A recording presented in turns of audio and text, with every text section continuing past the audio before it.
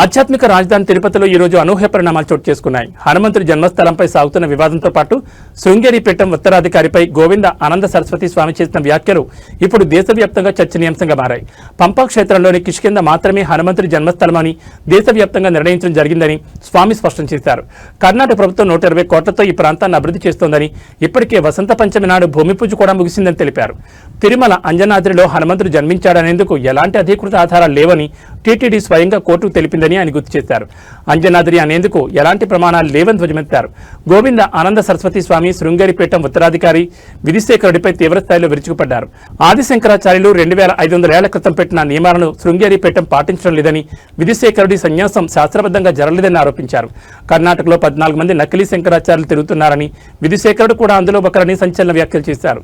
తనను తాను శంకరాచార్యుడిగా చెప్పుకుని రాష్ట్రపతి భవన్లోకి వెళ్లినందుకు ఆయనపై విచారణకు ఆదేశించారని వెల్లడించారు.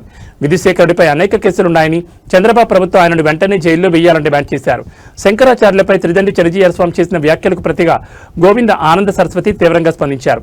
మేము నిరూపిస్తే సమతామూర్తి విగ్రహం తీసి శంకరాచార్యుల విగ్రహం పెడతారా? రామానుజాచార్యుల నిలువు నామం తీసి అడ్డనామం పెడతారా? మీరు ఏ రియల్ ఎస్టేట్ వ్యాపారం చేసుకుంటే చేసుకోండి, కానీ శంకరాచార్యుల జోలికొస్తే సహించేది లేదు. మొత్తానికి పీఠాధిపతుల మధ్య మొదలైన ఈ మాటల యుద్ధం అటు హనుమంతుడి జన్మస్థల వివాదాన్ని, ఇటు పీఠాల వారసత్వ పోరును మళ్లీ తెరపెక్కించింది. దీనిపై శృంగేరి పీఠం కానీ, చిన్నజీయర్ స్వామి వర్గం కానీ ఎలా స్పందిస్తుందో వేచి చూడాలి.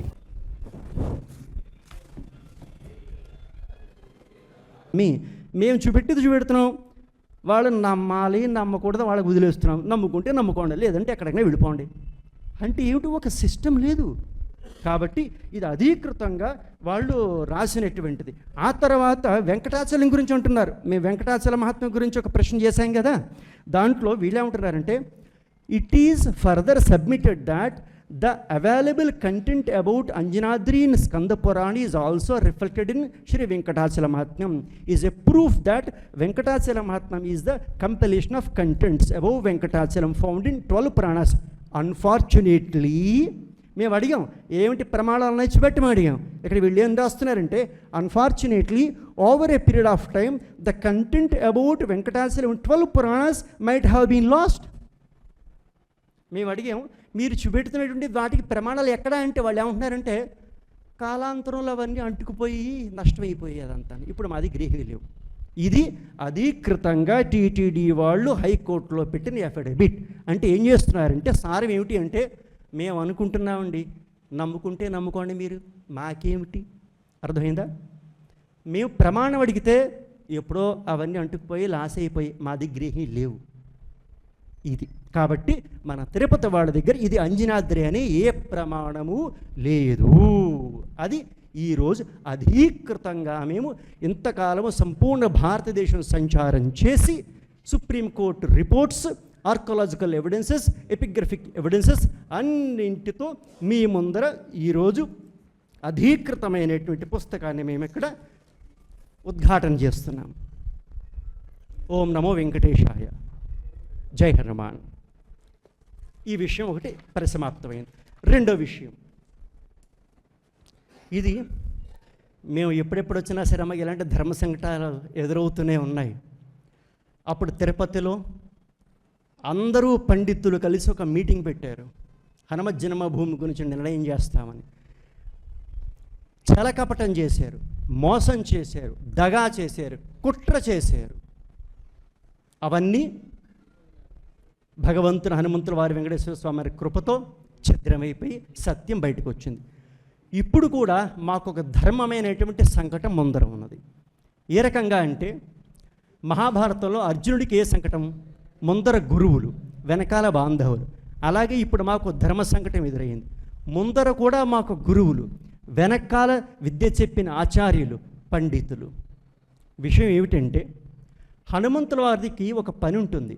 కాలనియములను పట్టుకుంటారు హనుమంతుల వారు. అంటే ఏమిటి? ఛద్మవేషధారణలో, ముసుగులో వచ్చి మోసం చేయాలనుకునేవాడు పట్టుకుంటూ ఉంటారు. అలాగా ఎక్కడ ఏదైనా మోసం చేయొచ్చు. వెంకటేశ్వర స్వామి వారి దగ్గరికి వచ్చేటప్పటికి మోసం చేయలేము. వెంకటేశ్వర స్వామి వారి దగ్గర ఎవరూ అధర్మంగా ప్రవర్తించద్దు. ఇక్కడ డిసైడ్ అయిపోతుంది, తేలిపోతుంది.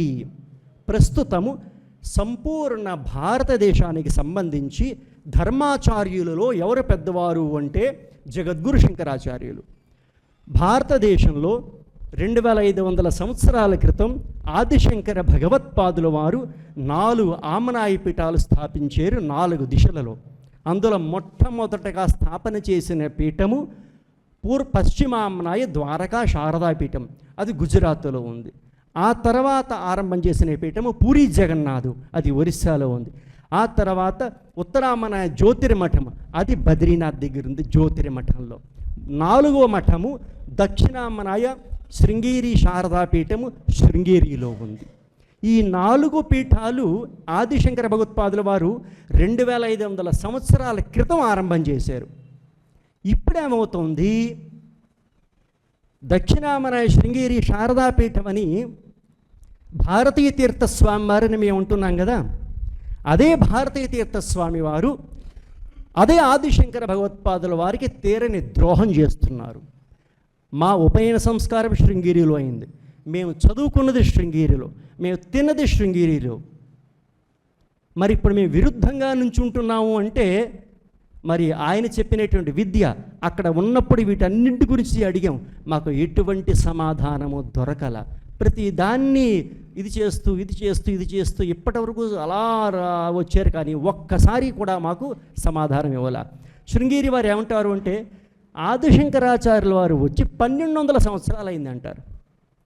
ఒక తండ్రికి 4 కొడుకులు, ఆ కొడుకులు అడుగుతున్నారు, మొట్టమొదటి కొడుకుని, మీ నాన్నగారు పుట్టి ఎంతకాలం అయింది అని. ఆ కుర్రవాడు ఏమంటున్నాడు, 2500 సంవత్సరాలు అన్నాడు. అంటే అంత కాదు, ఉదాహరణ అర్థం అవడానికి. 2వ కొడుకుని అడిగారు 2500 సంవత్సరాలు, 3వ కొడుకుని అడిగారు 2500 సంవత్సరాలు, 4వ కుర్రాడు 1200 సంవత్సరాలు అంటున్నాడు. అర్థం ఏమైనా ఉందా? ఆదిశంకర భగవత్పాదుల వారు 2500 సంవత్సరాల క్రితం మన తిరుపతికి వచ్చి హుండీ కింద శ్రీయంత్రాన్ని స్థాపన చేశారు. ఎప్పుడు? 2500 సంవత్సరాల క్రితం. ఇవన్నీ మేము అడుగుతుంటే మేము అడగకూడదు అంటారు.